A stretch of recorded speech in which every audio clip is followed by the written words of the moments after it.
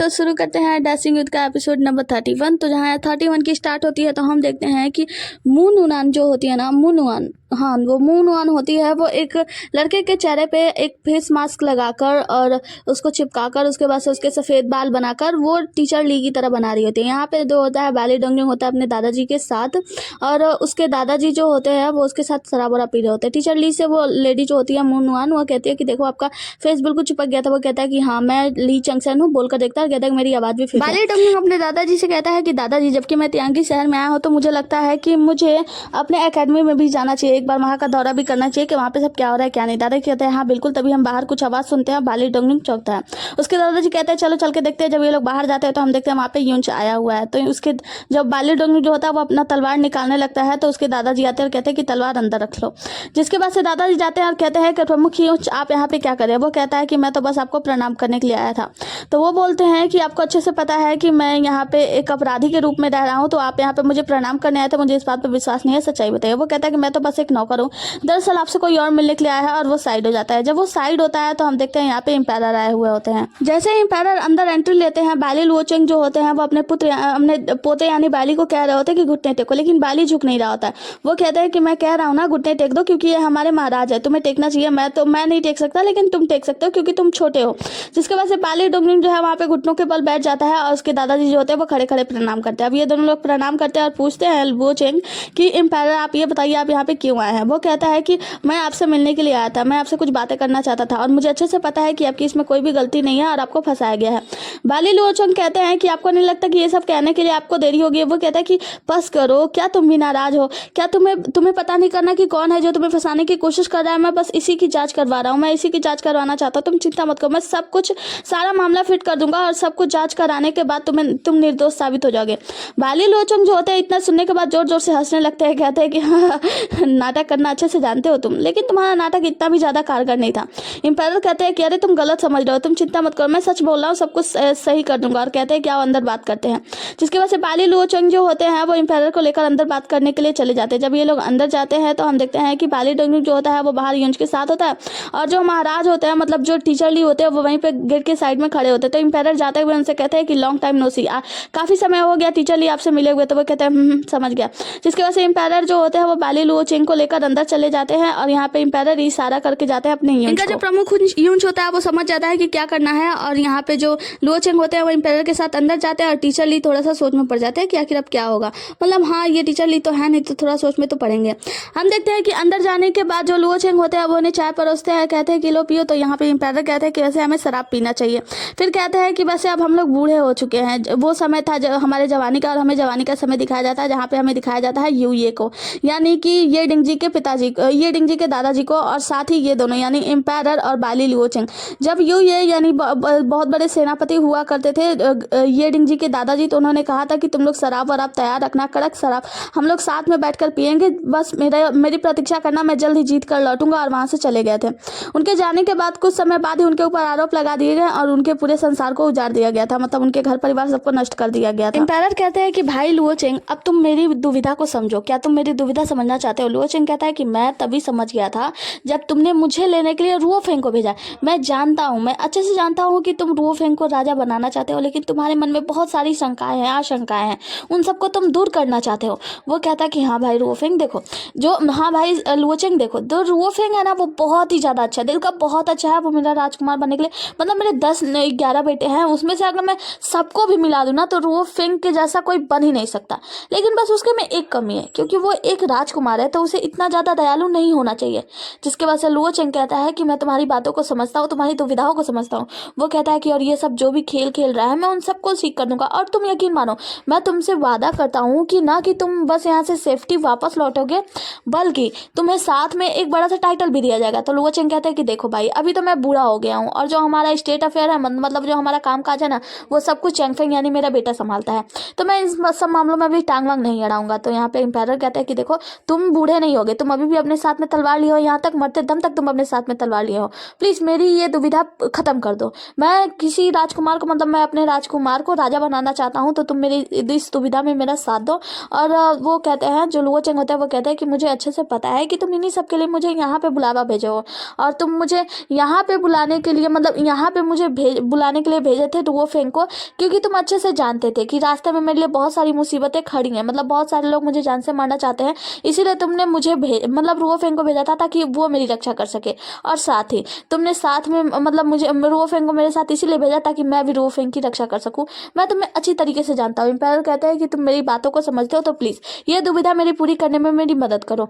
Luo Cheng कहता है कि ठीक है, तुम जैसा कह रहे हो मैं एक बार कोशिश जरूर करूंगा। एम्पायर कहता है कि बहुत अच्छे, तुम बस इस बात की कोशिश करो कि मैं किसी अपने राजकुमार को राजा बना पाऊं, और हाँ, मैं तुमसे वादा करता हूं कि जो इतिहास है दोबारा अपने आप को नहीं दोहराएगी। मतलब तुम्हारे साथ वो कुछ भी नहीं होगा जो ये यून के पिता के साथ हुआ था, मतलब ये यून के साथ हुआ था, उनके खानदान के साथ हुआ था। मैं तुमसे इस बात का वादा करता हूँ। सीन कट होता है और हमें बाहर का सीन दिखाया जाता है। हम देखते हैं कि जो मेन यून होता है वो टीचर ली से यानी ली चंगसंग से बात करता है और कहता है कि वैसे आप बहुत शांत लग रहे हैं, और कहता है कि वैसे टीचर ली देखा जाए तो आप हमेशा से बहुत ही ज्यादा डांसिंग और हैंडसम रहे हैं, लेकिन कुछ है जो मिसिंग है। आपको पता है आपके जाने के बाद यांकी सिटी बिल्कुल अकेली हो गई थी। यहाँ पे टीचर ली कहते हैं कि आपके कहने का मतलब क्या है। तो जो यून होता है वो कहता है इसका मतलब ये है कि आपके जाने के बाद यांकी सिटी में किसी की भी इतनी हिम्मत नहीं है कि मेरे इस प्रहार को रोक सके। और वो एक प्रहार करता है टीचर ली की तरफ। टीचर ली तो हिलते भी नहीं है, और हम देखते हैं कि जो बाली डोंगनुंग होता है वो अपने अंगुलियों से उसके प्रहार को रोक देता है, मतलब दूसरी तरफ फेंक देता है। यहाँ पे यूं देख के शौक होता है कि टीचर ली तो कुछ कर ही नहीं रहे हैं। तो यहाँ पे बाली डोंगनुंग कहता है कि देखो, मेरे होते हुए मेरे टीचर को अपनी उंगलियां हिलाने की भी जरूरत नहीं है। और हाँ मिस्टर यूंच, मुझे लगता है कि आपको बहुत ही ज्यादा इंटरेस्ट है लड़ाई करने का, तो क्यों ना आप मुझसे ही दो दो हाथ कर लें। जिसके बाद से वो जो यूंच होता है वो अपनी शक्तियों का मतलब अवयव करने लगता है, शक्तियों को इकट्ठा करने लगता है उसके ऊपर प्रहार करने के लिए। जैसे वो प्रहार करने के लिए शक्तियों को इकट्ठा करता है, हम देखते हैं दरवाजा खुलता है, अंदर से इम्पायर जो होते हैं वो लुओ चेंग के साथ बाहर आते हैं, और इम्पायर लुओ चेंग से कहते हैं कि ठीक है फिर भाई मैं मिलता हूँ बाद में, और उसे बाय बाय बोलकर जाने लगते हैं।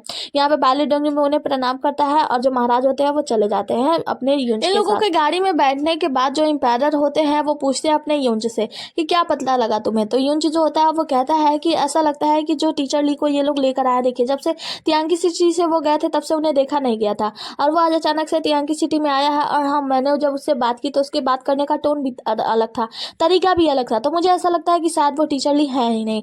तो यहाँ पे इम्पायर कहते हैं कि अच्छा, तो इसके बारे में अच्छे से खबर लगाओ कि वो क्या वो सच में वो नहीं है। तो वो कहता है कि मैं 100% श्योर हूँ कि वो टीचर ली नहीं है। दरअसल मुझे ऐसा लगता है कि उसे बाली डोंगनुंग नहीं बनाया है, ऊपर से बस मास्क और आवाज चेंज करने का कोई उसे तरीका पता है, बस इससे ज्यादा कुछ ऐसा नहीं है। मतलब वो टीचर ली है नहीं, हो ही नहीं सकता, मैं इतना मानता हूँ।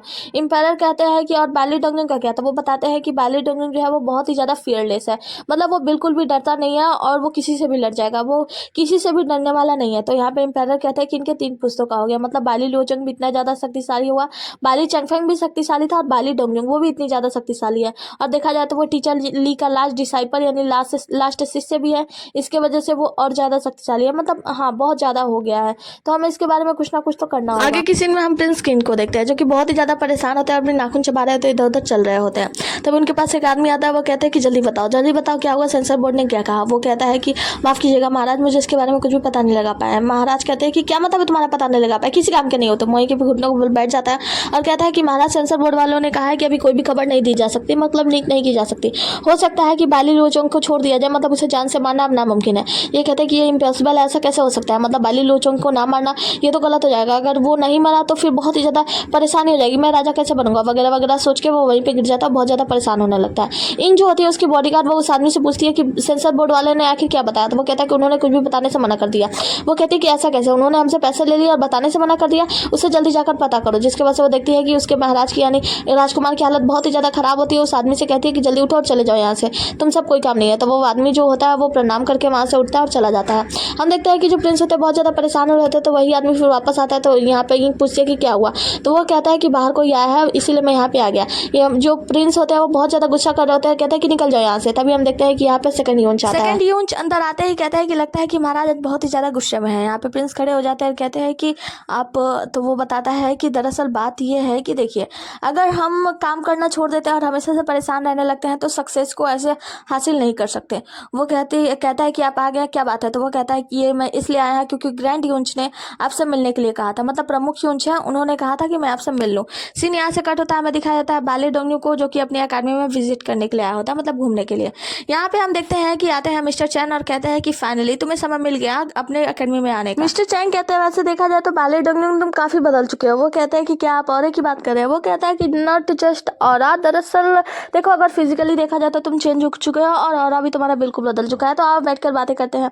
जिसके बाद से यहाँ पे हम बाली डोंगू को देखते हैं, वो मिस्टर चैंग के साथ जाके बैठता है और ये लोग बात करते हैं। तो यहाँ पे मिस्टर चैंग पूछते हैं कि और बताओ तियांकी सिटी में आना जाना, तो वो बताता है कि दरअसल तियांकी सिटी में मैं अपने दादाजी लुओ चेंग के साथ आया हूँ। उसकी खबर तो आपको होगी कि एम्पायर ने कैसे एक राजकुमार ने उनके ऊपर सेंसर बोर्ड में कंप्लेन की थी, इसकी वजह से एम्पायर ने उन्हें यहाँ पे बुलवाया है। और हाँ, सब मिला के देखा जाए तो मुझे पता चल चुका है कि एम्पायर जो है वो कुछ बुरा नहीं करना चाहते मेरे दादाजी के साथ। दरअसल बात यह है कि वो अपने बेटे रुओ फेंग के लिए रास्ता बना रहे हैं। अगर मेरे दादाजी यानी लुओ चेंग उनके बेटे रुओ फेंग का साथ दे तो वो किसी भी सैनिकों को मात दे सकते हैं। मतलब कोई भी राजकुमार उनके खिलाफ खड़े होने की हिम्मत नहीं कर सकता, क्योंकि जो लुओ चेंग है, मतलब जो मेरे दादाजी लुओ चेंग है, वो पश्चिम की दिशा को संभालते हैं और बहुत ही ज़्यादा शक्तिशाली है। उनसे ज़्यादा शक्तिशाली कोई भी सैनिक में है ही नहीं, और वो अपने सेना को नियंत्रण बहुत अच्छे से करते हैं। तो यहाँ पे मिस्टर चेंग पूछते हैं कि लेकिन ये सब तुम्हें कैसे पता? तो वो बताता है कि देखो, अगर जो एम्पायर है उन्हें मेरे दादाजी को मारना होता, नुकसान पहुंचाना होता, तो उन्होंने मेरे दादाजी के साथ इतने सारे सैनिकों को नहीं भेजा होता। मतलब जो सैनिक उनके थे उन सभी को जब्त कर लिया जाता, लेकिन एम्पायर ने ऐसा कुछ नहीं। मिस्टर चैंग कहता है कि बाली डोंगू वैसे देखा जाए तो तुम बहुत ही ज़्यादा समझदार हो। जिसके बाद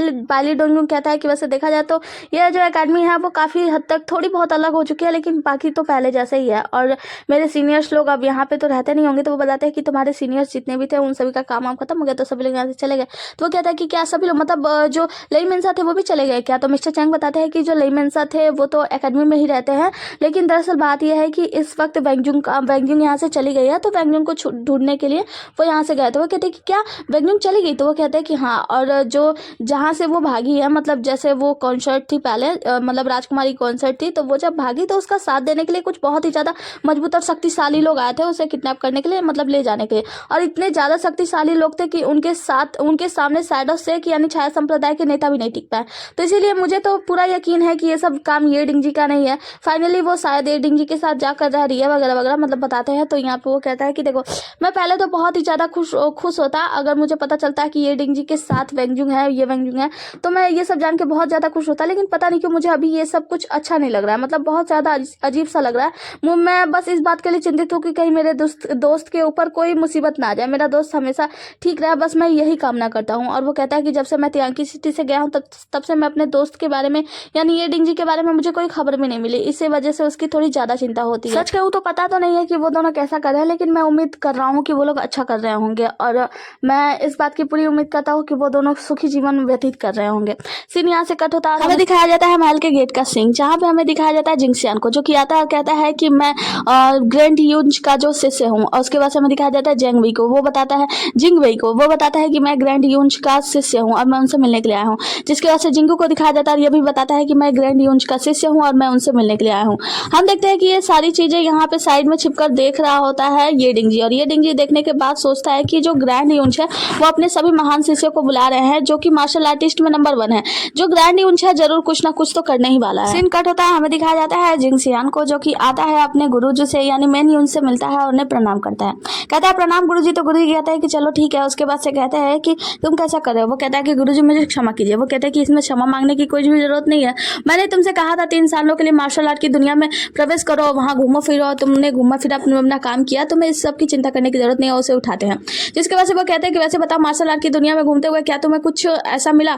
तो वो याद करता है ये डिंगजी के बारे में कि ये डिंगजी उससे मिला था और उसने उससे कहा था कि मैं एक नॉर्मल सा स्वॉर्डमैन हूँ, मतलब तलवारबाज हूँ। सब कुछ सोचने के बाद जिंगसियान बोलता है कि नहीं, ऐसा कुछ भी अटपटा नहीं मिला, जिसके बाद उसके गुरु मुस्कुराते हैं। सीन कट होता है और हमें दिखाया जाता है एकेडमी का सीन, जहाँ पे हम देखते हैं कि मिस्टर ली जो होते हैं वो यहाँ पे आते हैं और छज्जे पे खड़े हो जाते हैं, और यहाँ पे चैंग नीचे कहीं जा रहे होते किताब लेके।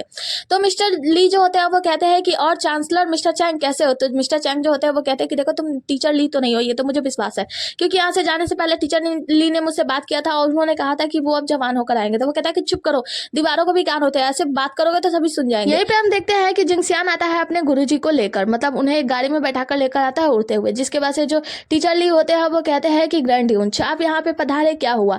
ग्रैंड यूंज जो होते हैं उनकी बातें सुन के उनकी आंखें थोड़ी सी चमक जाती है, मतलब उन्हें पता चल जाता है कि ये टीचर ली है। तो यहाँ पे चैंग कहता है कि ग्रैंड यूंज आपको यहाँ क्या खींच कर लाया? तो ग्रैंड यूंज अपने गाड़ी से, मतलब जो भी घर वर होता है उससे बाहर निकलते हैं और कहते हैं कि मैं यहाँ पे एकेडमी का विजिट करने के लिए आया था, घूमने के लिए आया था। तो यहाँ पे जो उनके जो मिस्टर चैंग होते हैं वो कहते हैं कि ठीक है, अगर आप एकेडमी का विजिट करने के लिए आए हैं तो आइए बैठ के एंट्रेंस पे बातें करते हैं।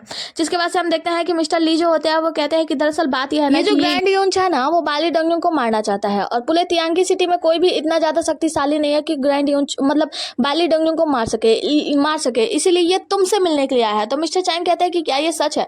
तो यहाँ पे टीचर ली कहते हैं कि अरे मैं गलत कैसे हो सकता हूँ, मैं कोई रॉन्ग मूव ले सकता हूँ क्या? मैं जो भी कहूँगा वो सच कहूँगा, झूठ नहीं बोलूंगा। ये बात बिल्कुल सच है। सीन कट होता है, हमें दिखाया जाता है बाली डोंगजुंग को। बाली डोंगजुंग जो होता है वो अपने रास्ते जा रहा होता है, फिर उसे एहसास होता है कोई इसका पीछा कर रहा है। कहता है कि बस अब आराम से सभी लोग बाहर आ जाओ, क्योंकि मैंने भाप लिया है कि कुछ लोग हैं जो मेरा पीछा कर रहे हैं। यहाँ पे 4 लोग आते हैं, एक लड़की और 2 लड़के और एक टुंडा सा छोटा सा बच्चा जैसा। तो ये कहता है कि चलो अब अपना अपना नाम बताओ तुम चारों लोग। तो वो लोग अपना नाम बताते हैं, 5G 5 जांगले मतलब हाँ 4 लोग अपना अपना नाम बताते हैं, जिसके बाद से वो कहता है कि तुम लोगों को पता है कि मेरा नाम क्या है? तो यहाँ पे छोटा जो टुंडा होता है वो कहता है कि किसे फर्क पड़ता है कि तुम्हारा नाम क्या है, भाइयों अटैक करो। जिसके वजह से ये चारों लोग इसके ऊपर अटैक करते हैं।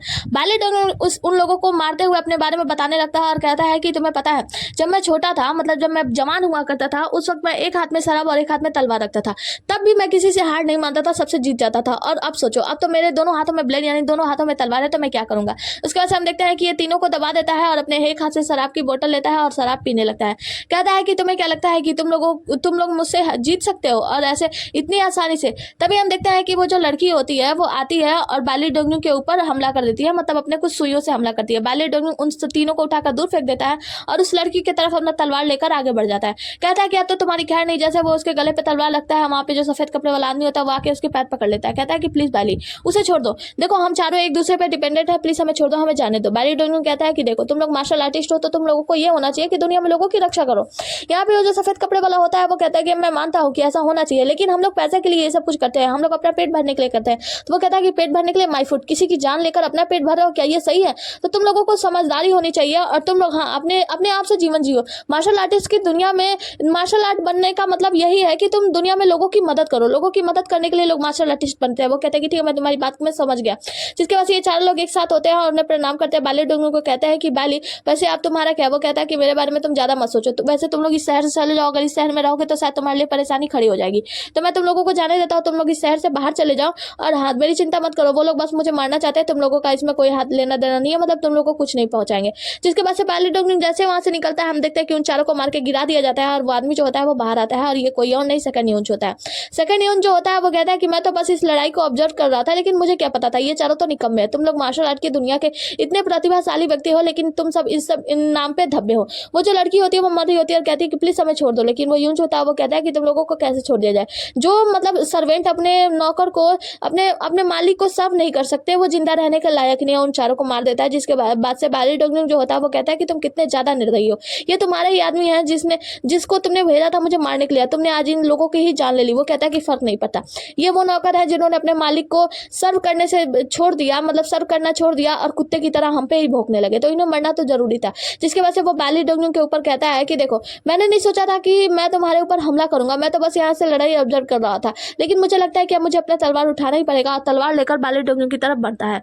सीन कट होता है, हमें दिखाया जाता है एकेडमी में। हम देखते हैं कि जो मिस्टर ली होते हैं वो कहते हैं कि मुझे लगता है कि तुम्हें यहाँ से चले जाना चाहिए। तो यहाँ पे जो हिजड़ा होता है, मतलब जो यूंच होता है, वो कहता है कि मिस्टर ली मुझे अच्छे से पता है कि देखो तुम मिस्टर ली नहीं हो, क्योंकि मैं जानता हूँ, मैं उसके साथ पढ़ा लिखा हूँ। तो यहाँ पे मिस्टर ली कहते हैं कि देखो हम दोनों साथ में पढ़े लिखे हैं, मैं भी जानता हूँ कि हम दोनों एक साथ एकेडमी में थे, वगैरह वगैरह सारी बातें होती है। तो यहाँ पे जो यूंच होता है वो मानने को तैयार ही नहीं होता। वो कहता है कि देखो मैं अच्छे से जानता हूँ कि तुम कोई दूसरे व्यक्ति हो जो कि अपने चेहरे पर मास्क लगाए हो मिस्टर ली के, तुम मिस्टर ली तो हो ही नहीं सकते। वो कहता है कि देखो तुम सही पकड़े हो, तुम समझ तो सही रहे हो, मैं मिस्टर ली नहीं हूँ, बल्कि मैं एक साधारण सा यंग मैन हूँ जो कि अपने चेहरे पर मास्क लगाए हुए हूँ। और वो अपना रियल चेहरा दिखाता है नागोंग चुंगसुई का और कहता है कि दरअसल मेरा नाम नागोंग चुंगसुई है और मैं बहुत ही ज़्यादा यंग हूँ, और हाँ साथ ही मैं तुम्हें ये बता दूँ कि मैं एक स्कॉलर यानी विद्वान हूँ।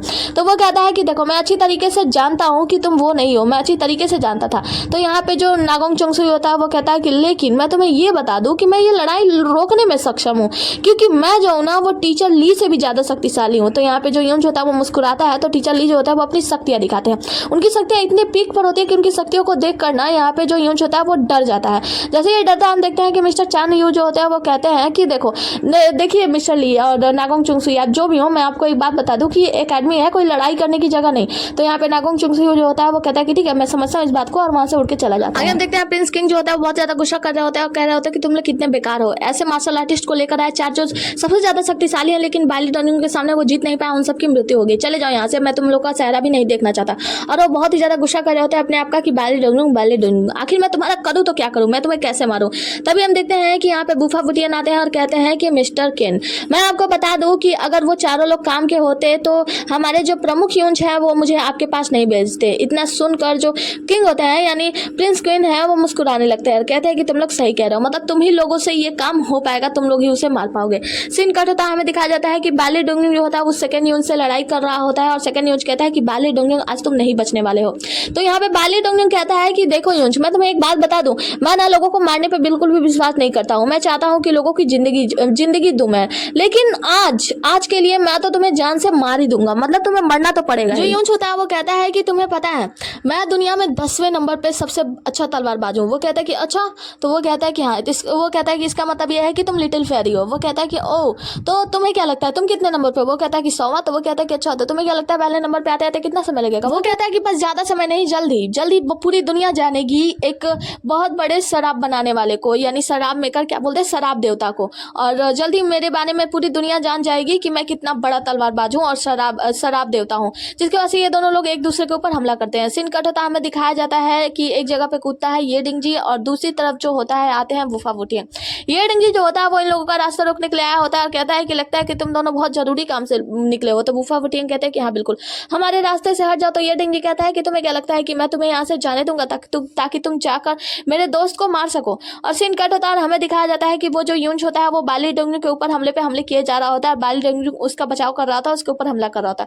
मतलब दोनों एक दूसरे से बिल्कुल भी कम नहीं होते और कुछ समय के लिए फिर डायलॉगबाजी होती है। जो यूंच होता है वो कहता है कि तुम्हें पता है तुम्हारे पिता का नाम चैंगफेंग क्यों पड़ा, उन्होंने अपना निकनेम चैंगफेंग क्यों रखा? वो कहता है कि नहीं तुम ही बता दो। वो कहता है क्योंकि वो देश दुनिया घूमते रहते हैं वगैरह वगैरह, बहुत सारी बातें डायलॉग मारता है और कहता है कि अच्छा एक बात बताओ, जब मैंने तुम्हारे ऊपर हमला किया कि क्या तुमने गिना कि मैंने कितने कटोरे तुम्हारे आसपास लगाए थे? वो कहता है कि हाँ 10।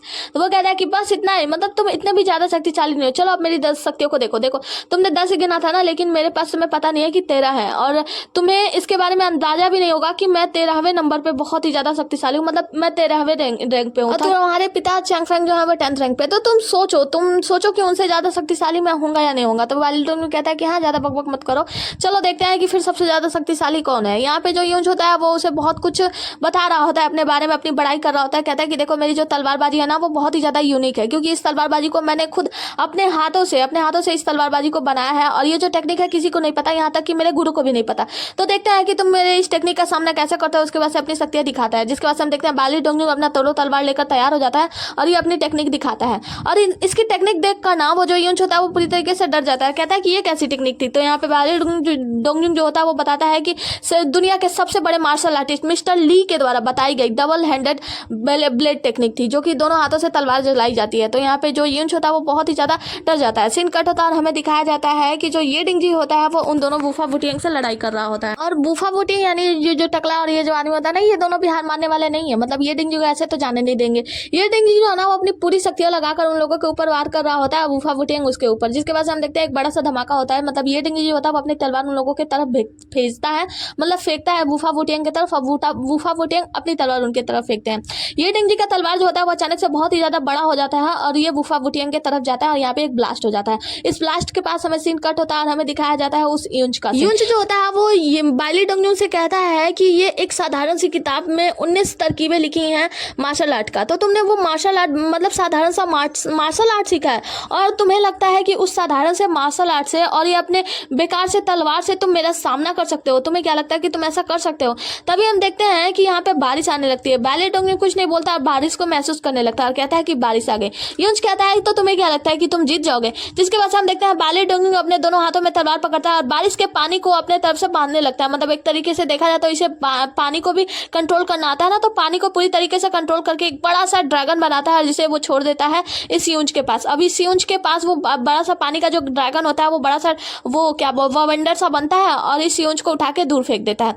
जिसके बाद से हम देखते हैं कि यूंच जो होता है ना वो एक गड्ढे में गिरने ही वाला होता है, मतलब खाई में गिरने वाला होता है और दूसरी तरफ जाके वहां पे पड़ा होता है, गिरा होता है। तो बाली डोंगलिंग उसके पास जाता है और कहता है कि देखा भगवान बारिश आ गई, भगवान भी मेरा साथ दे रहे हैं, भगवान भी चाहते हैं कि तुम्हारे जैसे बुरे लोग इस दुनिया से नष्ट हो जाए, खत्म हो जाए। इसीलिए मैं दुनिया पे नजर रखता हूँ कि दुनिया में कोई भी बुरा कार्य ना करे। जिसके बाद से वो अपना तलवार एक पीछे रख लेता है और दूसरे तलवार से शराब का बोतल खोलता है और कहता है कि मैं हूँ बाली डोंगलिंग, दुनिया का शराब देवता, और फिर उस शराब को निकालकर पीने लगता है और यहाँ पे यूंच की हालत होती है खराब। इसी के साथ आज का ये एपिसोड यहीं पे समाप्त करते हैं। मिलते हैं अगले एपिसोड में, तब तक के लिए बने रहिए हमारे साथ। Tata bye bye, take care. और हाँ, वीडियो को लाइक करके जाना, क्योंकि तुम लोग तब तक लाइक नहीं करते हो जब तक मैं बोलूँ ना, तो कर देना, ठीक है, बोल ही देती हूँ। Okay, tata bye bye, take care.